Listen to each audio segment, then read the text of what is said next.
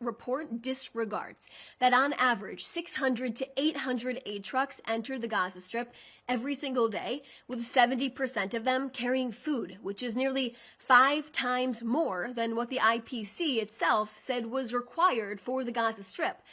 This is not the first time an IPC report regarding Gaza has been published with extreme forecasts and warnings that do not materialize in practice. Time and time again, IPC assessments have proven to be incorrect and disconnected from the data on the ground, the reality, contradicting verified facts, including aid volumes, food availability, and markets. Like I said, the reality on the ground inside of the Gaza Strip. Next, allow me to share with you the situation in regards to Lebanon. The IDF and our security forces will continue to uphold and enforce the ceasefire, protect the security and safety of the State of Israel, and ensure Hezbollah does not rearm and strengthen its terror capabilities. Today, the IDF announced they eliminated a Hezbollah terrorist who was involved in rehabilitating military infrastructure in southern Lebanon. Now, these attempts constitute a violation of the understanding between Israel and Lebanon. And now to Australia. After the victims of the horrific massacre on Jews on Bondi Beach were buried, Prime Minister Netanyahu shared that terrorists are targeting places where the Jewish community is vulnerable and not protected. And Australian Jews were not protected on Bondi Beach. The Prime Minister is calling on Australian government officials to intensify security arrangements for the Jewish community, act against Islamist terror cells inside of their country, and tackle organizations and people who incite violent protest against Jews.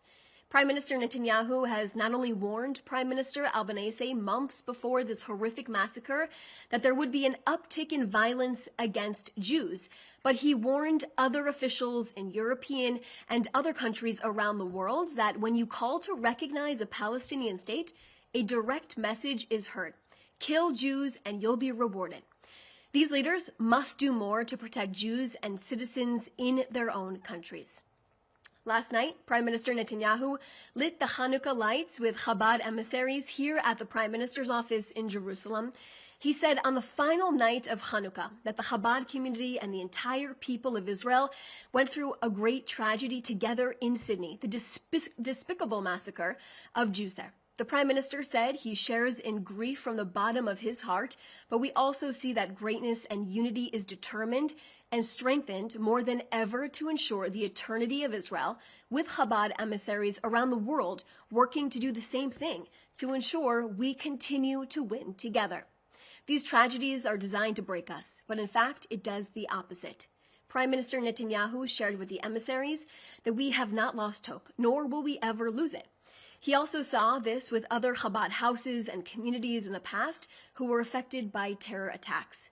We pray for a swift recovery for those injured in the egregious attack against our people in Sydney, Australia. Next, I can share with you that today, Prime Minister Netanyahu will be holding the 10th trilateral summit of Israel, Greece, and Cyprus here in Jerusalem this afternoon.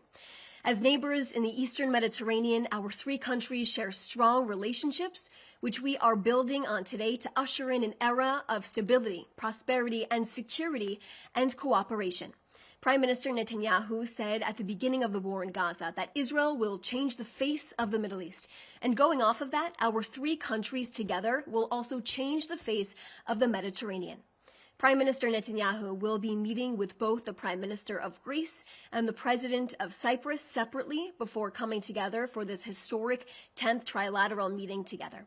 And joint statements will be made to the press around 6:45 this evening. We also want to wish those who celebrate in Israel and around the world a Merry Christmas. I'll now take a few questions.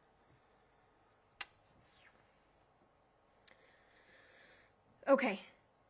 First question, Joel Pollack from California Post. 1. U.S. Vice President J.D. Vance said that the reason white